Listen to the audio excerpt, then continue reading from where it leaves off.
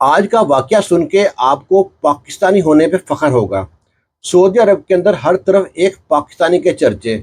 جتنے بھی عربی لوگ ہیں اس پاکستانی کو نیک دعاؤں سے یاد کرتے ہیں۔ اس نے کام ہی کچھ اس طرح کا کیا ہے۔ اس نے بنگالی کی مدد کی ہے، بنگالی کے آنسو پوچھے ہیں اس وقت میں جب بنگلہ دیشی بہت مشکل میں تھا۔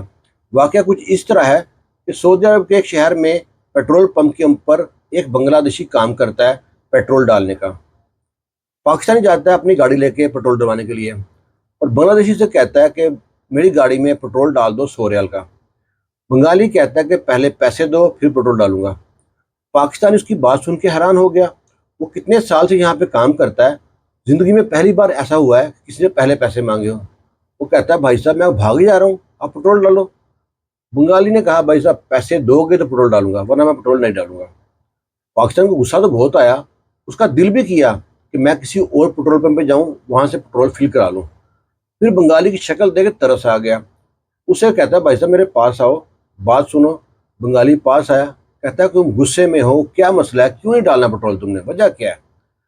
تو بنگالی کہتا ہے کہ بھائی صاحب میں غریب آدمی ہوں، نیا نیا آیا ہوں، میری بیوی بیمار ہے اور بچے اسکول پڑھتے ہیں، اگر میں نے پیسے نہ بھیجے تو میرے بچوں کا اسکول سے نام کٹ جائے گا، اور 1 مہینے میں میرے ساتھ 4 بار فراڈ ہو چکا ہے۔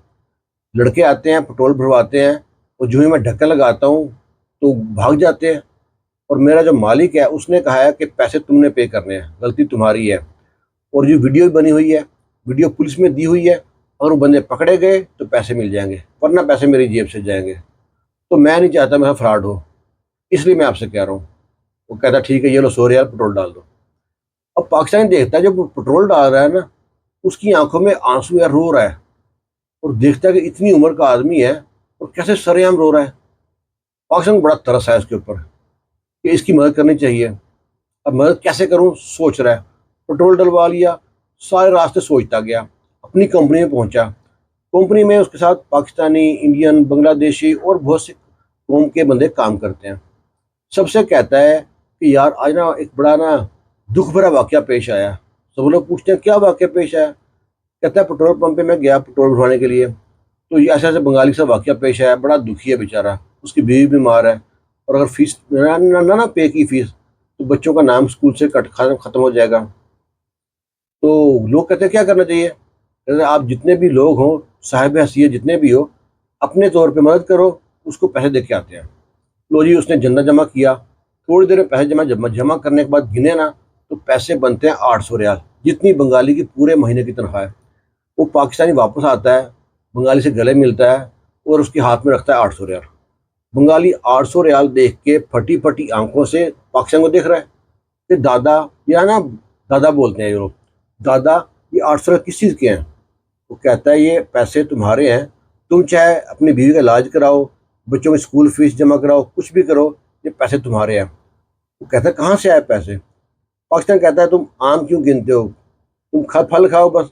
میں یہاں سے گیا کمپنی میں، سب دوستوں کو بتایا، سب دوستوں نے تمہاری مدد کی ہے۔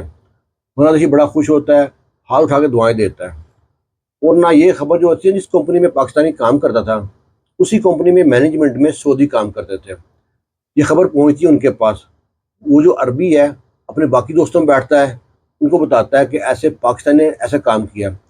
پھر وہ جو عربی ہے ان میں سے ایک ویڈیو بناتا ہے اور اپلوڈ کرتا ہے سوشل میڈیا پہ۔